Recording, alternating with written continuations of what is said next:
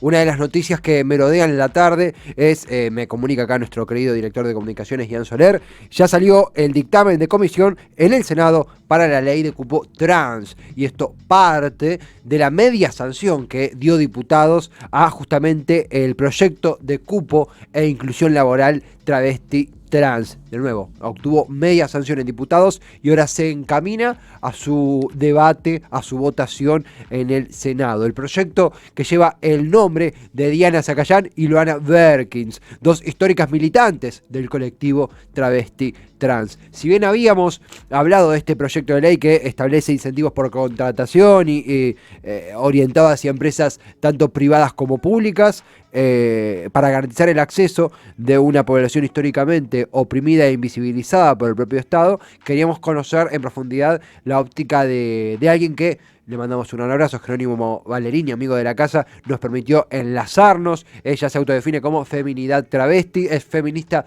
interseccional, y además es estudiante de la música, de la escuela de música popular, perdón, estudiante de la escuela popular. Le puse música, pero música quizá también le agrada. De géneros, la escuela popular de géneros, Moca Brandon. Estamos hablando con Montserrat Tolaba. Montserrat, bienvenida a todas las tormentas juntas. Aquí Esteban Chiacho, ¿cómo te va? Hola Esteban, ¿todo bien? Mocha, no moca. Mo- Le dije, ahí te das cuenta que el largo camino que me falta a mí para formarme para diferentes tópicos. Perdón, le dije mocha, digo bien. Ay, creo que no. Sí, sí, sí, mocha, mocha Celis, es una traba histórica. Gracias por la corrección, Montserrat. Seguramente en esta charla también aprendo otros factores porque de vuelta leemos las noticias, cubrimos el tema, pero aún así las palabras no alcanzan, como si desde tu lugar, desde tu activismo, desde tu militancia. En este sentido se dice, bueno, se festeja esta nueva inclusión, se festeja esta media sanción, pero también está el factor indeclinable que es algo que llega tarde, es algo que no se tiene que festejar porque ya tendría que haber estado. Desde tu lugar, ¿cómo lo ves? ¿Cómo lo observas? ¿Qué te generó esta media sanción? Y creo que indudablemente genera felicidad, por un lado, pero obvio que no dejamos de ser críticas, digo esto, tendría que haber estado con muchísima más anticipación. Eh, pero me parece que en sí el balance es favorable y Ujú. obvio que digo, todos los colectivos, las organizaciones que estamos detrás de esto, digo, vamos y estamos impulsando su aprobación. Me parece que el desafío más que nada es en torno a la aplicación, ¿no? Y por Ujú. ahí el retraso que va a tener en que efectivamente se cumpla. Digo, el año pasado hubo un decreto nacional que es de cupo laboral travesti trans y todavía muchos compañeros siguen sin laburo. Entonces, Claro, digo, hay que ver en qué medida esta ley cambiaría las cosas, hablando sobre la realidad material de las personas travestis trans, digo, el acceso real a ese trabajo, que bueno, muchas veces es como un poco, se retrasa bastante, total. por cuestiones también bastante burocráticas, creo yo. Totalmente, sí, obviamente. El debate es una cosa y luego la aplicación es otra que también hay que custodiar porque después se debate en la subjetividad, en el día a día, en esto que te quería consultar también, a quienes estamos acá escuchándote, quienes están del otro lado, qué podés contarnos, qué experiencia podés compartirnos, sea personal o de alguna compañera, eso es indiferente a decisión y cautela tuya, pero sobre el acceso, o mejor dicho, las dificultades para el acceso al trabajo, al laburo, al cuerpo laboral que tiene la población travesti trans. ¿Cómo se atraviesa eso? Y en principio, nada, quiero mencionar que yo tengo 19 años, Ujú. por lo cual mi recorrido buscando trabajo no es tan extenso. Ujú. Y también formo parte de una generación que está como bastante caracterizada por el reconocimiento de derechos que se logró mediante la lucha de otras personas, de otras travestis que hoy en día ya no están, como bueno, Joana Berkins y Ana Zacayán. Total.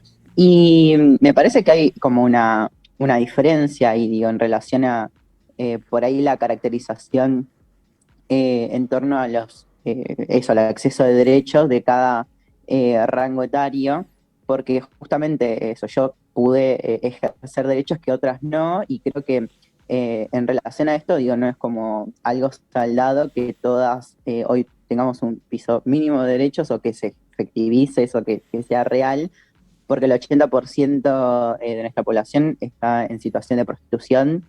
Entonces, sí, o sea, hay una cuestión que es bastante estructural, que tiene que ver con una sociedad transodiante, pero también un Estado que sigue reproduciendo esas lógicas, porque recordemos que también el cupo eso principalmente prevé un 1% en la Administración Pública Nacional, para Ujú, asegurarnos el derecho, digo, al acceso al trabajo formal. claro. Pero nada, o sea, creo que los datos hablan por sí solos. Digo, la primera, por ahí, Cumbia, Copeto y Lágrimas, que fue como un primer relevamiento de la situación de las personas travestis trans acá en la Argentina, arrojaba datos bastante escandalosos que hasta el día de hoy no es que se revirtieron o cambiaron radicalmente. Entonces estamos hablando de una problemática que eso necesita de políticas públicas específicas, y hoy el cupo laboral trans es eso, digo, es una de las tantas cosas que necesitamos para que nuestros derechos se cumplan efectivamente. Ujú. Digo, no es que hay una cláusula que diga que personas trans no podemos ser contratadas, sino que, digo, al momento de ir a buscar trabajo no nos contratan, o se nos dificulta el acceso a ciertos espacios. Y nada, por eso es también que, bueno, esta diferencia del decreto, también esta ley prevé que el incentivo a privados para la contratación de personas trans. Ujú. Justamente estos escenarios, estos factores, en un plano netamente político partidario, no legislativo, nos permiten ver algo que para nada menor, que es cómo diferentes partidos, frentes, coaliciones, como la queramos llamar, se posicionan ante estos temas. Amén de la rosca legislativa, que bueno, eso ya es un mundo aparte, pero nos permite ver diferentes posicionamientos, de nuevo, en total sintonía con lo que vos decís, dentro de un Estado que ha reproducido y que constantemente reproduce conductas transodiantes, algo casi intrínseco en él, y que levemente empieza a remediarlo con factores como este. Pero puntualmente lo que es la votación, la posición, las políticas públicas, desde el lugar que quieras posicionarte, Montserrat, ¿cómo observas la reacción, si es que tenés alguna opinión formada al respecto, de los diferentes frentes, partidos, referentes políticos, justamente ahora que esto llega al Senado? ¿Tenés alguna posición vos o compañeras al respecto? Sí, o sea, a mí me parece que queda bastante claro que el sector político hoy es el que decida emplear derechos, y qué sector es reacio que justamente eso se efectivice. Y los únicos diputados que votaron en contra fueron del PRO, de Juntos por el Cambio. Entonces, me parece que hay una correlación ahí, no solamente esto en específico, digo, negarle derechos a una población en específico, pero Ujú, sí como más una cuestión a gran escala, digo, ideológica.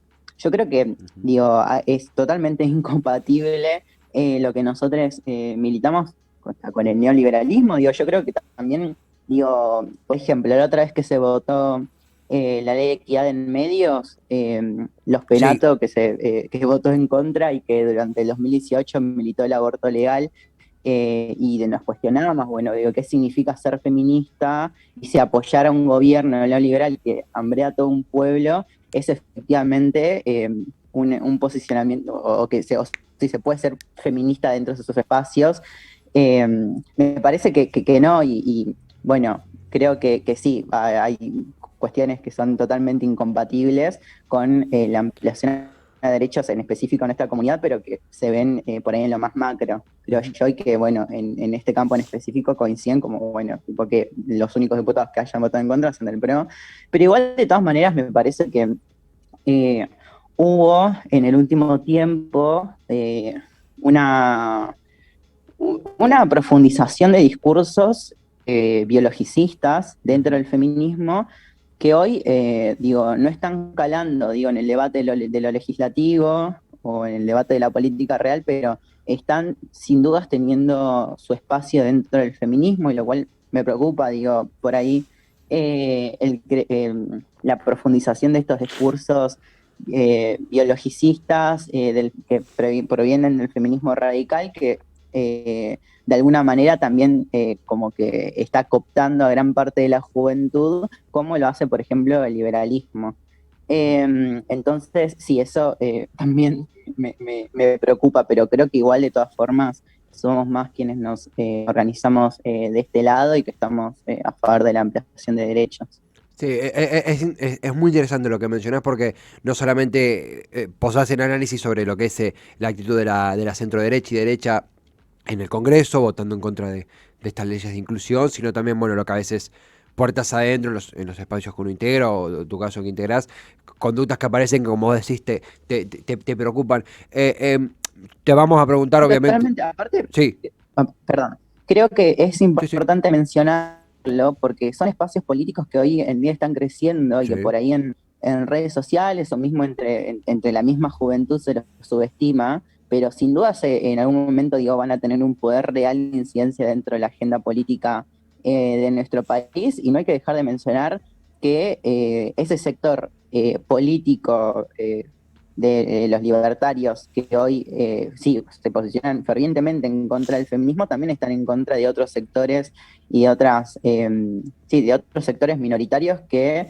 nada, impulsamos leyes específicas de las cuales ellos están completamente en contra, y bueno, ahí digo, qué sé yo, Agustín Laje, con esto de la ideología de género, y eso, entender que son discursos de odio que están incrementando y que eso, hay que subestimarlos y que nada, me parece importante mencionarlo porque hay Sí. como diferentes sectores de la juventud también muy insertos ahí.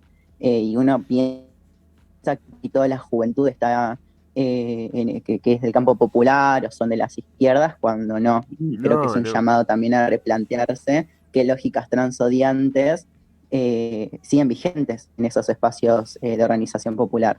Sí, absolutamente. Fuertemente remarcando lo respecto a no subestimar. Justamente esto que planteas es muy claro. No lo quiero repetir porque lo dijiste de manera muy clara. Estas conductas políticas, que entre tantos odios que esparcen, está el factor transodiante. En Montserrat, uno imagina, ¿no? Primero, te hiciste el tiempo para charlar. Nosotros queríamos conversar con vos de esto.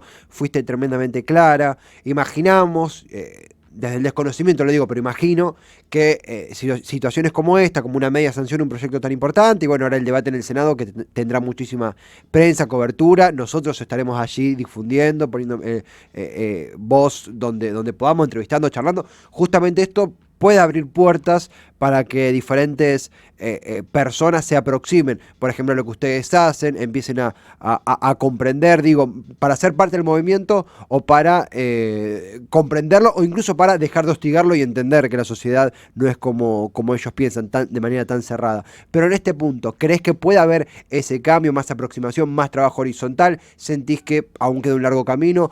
¿Qué crees que puede cambiar en su mapa como organización, como militantes, como activistas, a partir por ejemplo, la sanción de la ley completa?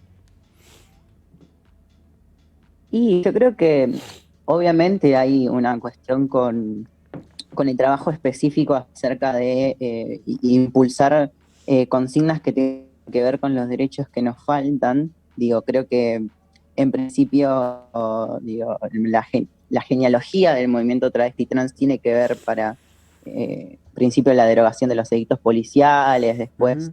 por ahí el impulso de las leyes de identidad, eh, las políticas de identidad, pero me parece que, digo, hoy actualmente, digo, esta medida, si bien apunta a eso, cambiar la realidad material de las personas travestis trans, que como digo, el 80% están en situación de prostitución, hay una cuestión en torno al movimiento, a quienes provenimos de la organización política, en relación a ampliar por ahí esas esferas legítimas de interés, o estas esferas legítimas o sea, en dónde podemos o no organizarnos y qué temas nos tienen que importar y qué temas no.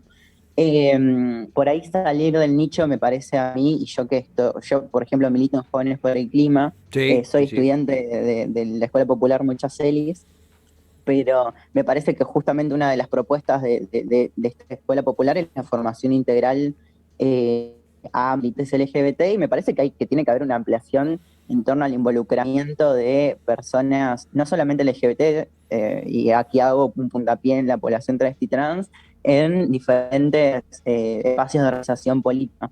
me parece Claro. que eso es un desafío bastante, es un desafío enorme, teniendo en cuenta que eso todavía no se cumplen derechos básicos de la población, entonces por ahí es como, digo, no tenemos las posibilidades de ingresar a espacios en donde, bueno, no sea la prioridad o no sea la problemática central lo LGBT, sino que lo LGBT, digo, esté interseccionado. Creo que eso es como sumamente importante, pero también digo, y esto no únicamente proveniente de los espacios específicos de organización que tenemos nosotros, sino como un llamado a la sociedad en general o incluso a los espacios feministas de Claro. los cuales somos parte, pero que no, digo, no es que somos mayoría, que, y esto se vio muy claro, digo, a la sociedad en general no le interpela las problemáticas LGBT en general y las problemáticas travesti trans en específico mucho menos. Con lo de Tehuel se vio muy claro, Sí, digo, total, total. podía por ahí salir a la calle y se podía ver digo, no, digo, ni siquiera se vio esta masificación del feminismo que hace muy poco se volcó a la calle por el aborto de desapareció un pie trans. Yo recuerdo que las primeras Ujú. convocatorias éramos muy pocas personas, entonces sostener un reclamo así de importante como la aparición con vida de uno de nuestros compañeros y que eso no sensibilice a personas que sabemos que han construido sensibilidad en sus espacios políticos, pero que se les dificulta con lo travesti trans en específico, me parece que habla de un transodio bastante internalizado, que muchas veces no es intencional, digo, es una cuestión totalmente que pasa desapercibido, pero que tenemos que replantearlos. Y esto, nada, como una cuestión ahí como bastante importante y Sí, urgente de interpelar a esos espacios, como el feminismo en general sí. y la sociedad civil. En general también, digo, yo creo que hay una cuestión también con las masculinidades que empiezan a haber diferentes espacios de reflexión, de puesta digo, que accionan políticamente desde ese sujeto político, cuestionándose muchas cosas, bueno, yo creo que el transhoy es algo básico para cuestionarlos, más cuando las problemáticas se ponen de relieve y son tan notorias como eso. De nuevo, hoy Claro. falta Tehuel de la Torre. Montserrat, ha sido un placer charlar, conversar, entender en profundidad. Obviamente, recordar, sos estudiante de la Escuela Popular de Géneros Mocha Brandon, la cual recomendamos, la cual reivindicamos, la cual recomendamos que se aproxime a los que están del otro lado. Agradecemos a Jerónimo Valerini que nos permitió este enlace y a vos, por supuesto a vos, por la charla, el tiempo y este intercambio que nos has permitido. Ha sido un placer enorme. Muchas gracias a ustedes. Abrazo grande, Montserrat. Muchas gracias. Montserrat Tolaba, ella es feminidad travesti, ella es una estudiante, digo bien, de 19 años de la Escuela Popular de Géneros Mocha Brandon. Estuvimos conversando muy intensamente, fue tremendamente clara sobre todo lo que envuelve, todo lo que gira dentro y alrededor de este, hasta ahora media sanción del proyecto del cupo laboral travesti trans, una histórica y correspondiente e imprescindible inclusión de la población travesti trans en el ámbito laboral, que ha llegado tarde, que se festeja, pero que no ha llegado a tiempo, que es una reivindicación, una redención del Estado después de justamente permitir por inercia o por propia reproducción las conductas transodiantes.